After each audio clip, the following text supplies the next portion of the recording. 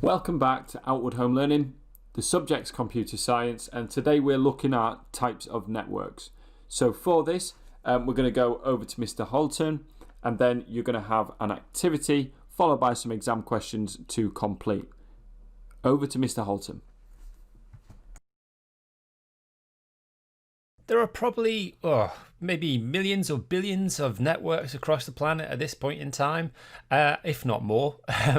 And they all fall into one of two categories. They're either local area networks, which are called LANs, or they are wide area networks, which are called WANs. And you need to be able to spot the difference between the two. And if you come across a network, you should really be able to tell what kind of network it is. So let's start off with a LAN then. So that stands for, as I said before, that's a local area network. That means it is over a small geographical area. So small space, that could be a building like your school, or it could be like a hospital or an office block or something like that. Yeah, that is a small geographical area. And this is the kind of thing that you will get in your school. You will have a local area network in your school connecting all your computers together. Even though you might think your school's pretty large, overall it's a small geographical area, especially when we compare it to WANs. But the other thing about LANs is that the user, or the people who run the LAN anyway, owns the infrastructure. So obviously you need to know what infrastructure is. They are the pieces of hardware that make the network function, but not necessarily the computers themselves. So for example, if you've got a computer in the building and that is connected to the network via cable, so you've got a cable sticking outside the back of the computer, then the cable's part of the infrastructure. If that is connected to a switch, for example, so that connects parts of the network together, that is some of the infrastructure. If you've got a phone and that's connecting somewhere to a wireless access point, the wireless access point is some of the network infrastructure, because it might connect via Wi-Fi, for example. They are all examples of infrastructure. And for a LAN, somebody owns that within the building, somebody who owns the network. At home, if you've got a Wi-Fi router, maybe your parents own the Wi-Fi router. At a school, then it might be the network administrators. They own all the hardware. It's owned by somebody in the area that the network is in. And that's a key difference that everyone forgets.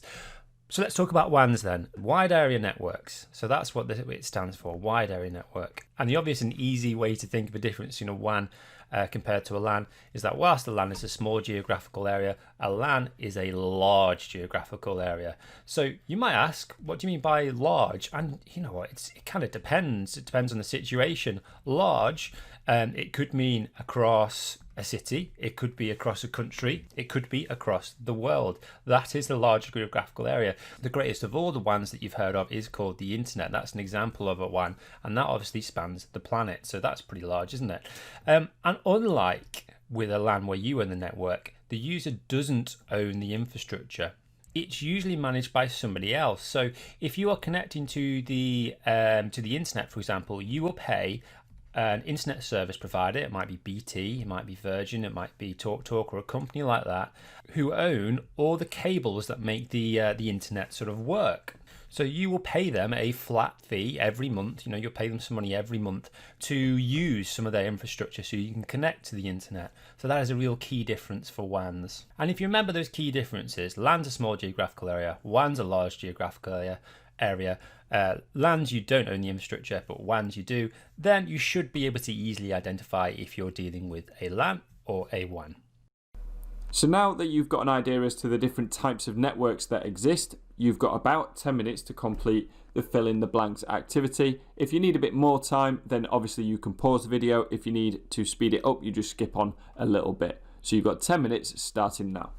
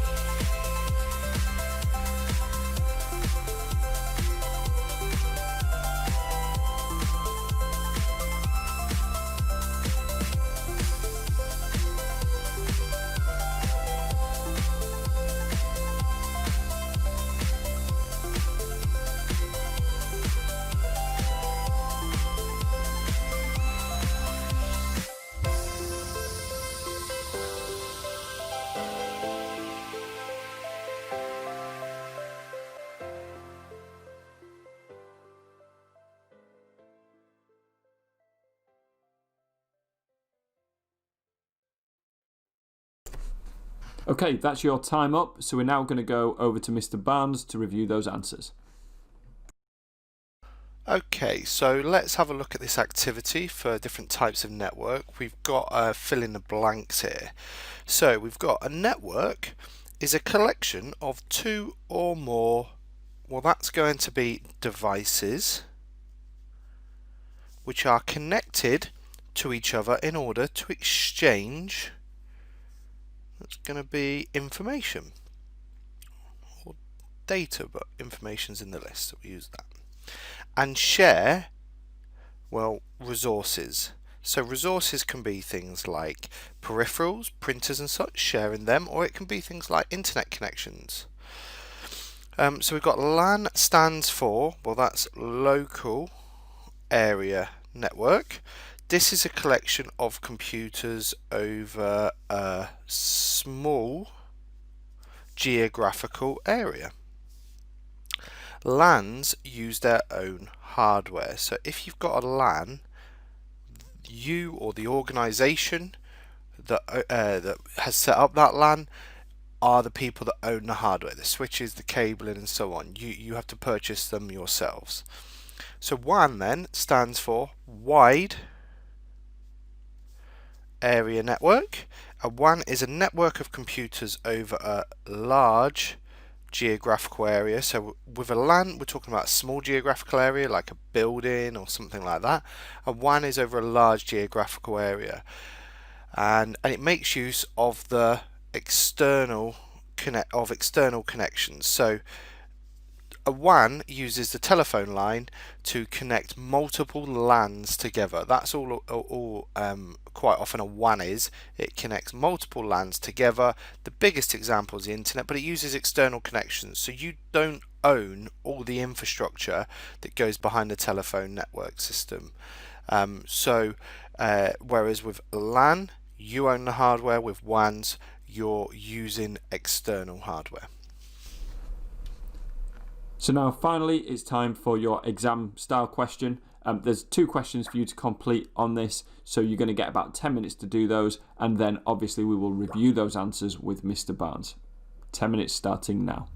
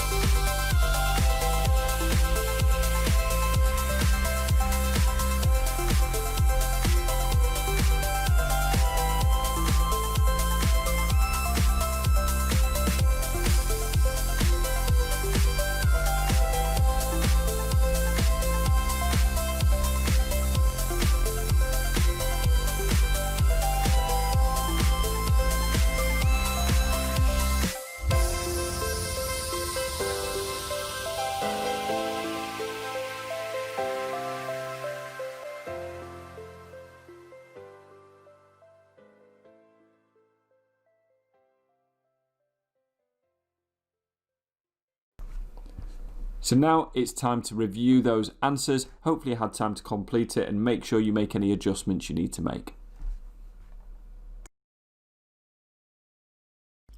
Right, okay, let's have a look at these questions that are part of our deliberate practice. They're all about types of network. So we've got here a small business has 3 standalone computers, a printer and an internet connection in an office. State 2 advantages of connecting the computers to create a local area network. So 2 marks, 2 points. It's a state question. We just need to give 2 short, sharp answers of advantages. Well, for me, the biggest advantage is that you can share files.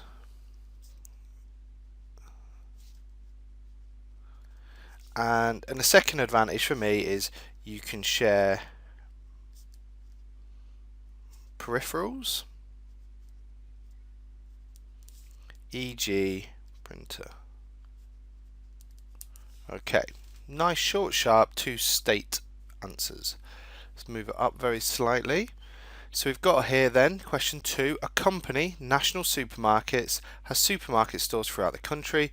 The computers for each store connect to the central office using a wide area network. Identify 2 differences between a LAN or a WAN and a LAN. Okay, so I'm going to say a WAN is over a large geographical area, and a LAN is over a small geographical area. That word geographical is really important. If you just say like a small area, it doesn't really quantify it enough. And then I'm going to say a WAN for the second difference uses external hardware, e.g. telephone lines. A LAN uses its own hardware owned by that organization. Okay, and then let's have a look at question 3 and then we'll go through them. So we've got Zoe is organising a LAN party. Her friends will each bring a computer to the party so they can play games against each other. Describe what is meant by a local area network. So I'm going to say a local area network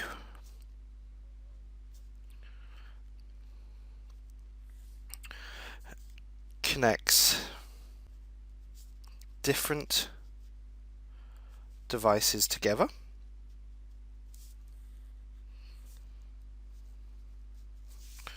so they can communicate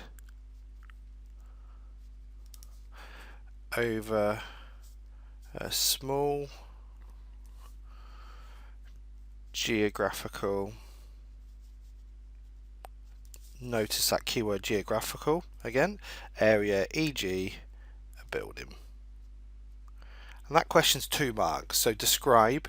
So I've made the point, it connects devices together, and then I've extended it by saying they can communicate over a small geographical area. So then let's now go through and have a look at the answers. So going back to question 1. So we've got here, we needed 2 advantages for 2 marks. So I have stated that you can share files, which is bullet point 3 here. Perfect. And I've said you can share peripherals, e.g. a printer. So peripherals are things like printer scanners, which you can all share. Okay. You could also said they can share the internet connection, or they can share, communicate with each other, e.g. email, messaging systems, and so on. So 2 marks there. Next one then is identify 2 differences between a LAN and a WAN. So let's have a look at what the mark scheme says. So the mark scheme says point number 1, WAN is over a large geographical area, or needs to transmit over a large distance. A LAN is over a small geographical area. So I've got a WAN is over a large geographical area, a LAN is over a small one. perfect. That's one difference for 1 mark. And then we've got a WAN uses external hardware, e.g. telephone lines, and LAN uses own hardware owned by that organization. So we've got here WAN uses external hardware, LAN has its own hardware owned by that organization. So perfect, that's another 2 marks. Okay, and then last but not least, if I just move it around the other way, so we had the question about Zoe and a LAN party. So describe what's meant by a local area network. So let's just shuffle this down a little bit. So we've got a local area network connects different devices together. So computers are connected to each other. So that's 1 mark, first bullet point hit. So they can communicate over a small geographical area, restricted to a small geographical area with a suitable or other suitable example, and I've said building. Okay, for 2 marks. You could have also mentioned that they've got dedicated wired or wireless connections. Okay, so there are your answers to the types of network questions. And that's everything you need to know about the different types of network for your computer science GCSE. Really well done for sticking with this. You're doing a fantastic job, and we will see you at the next lesson.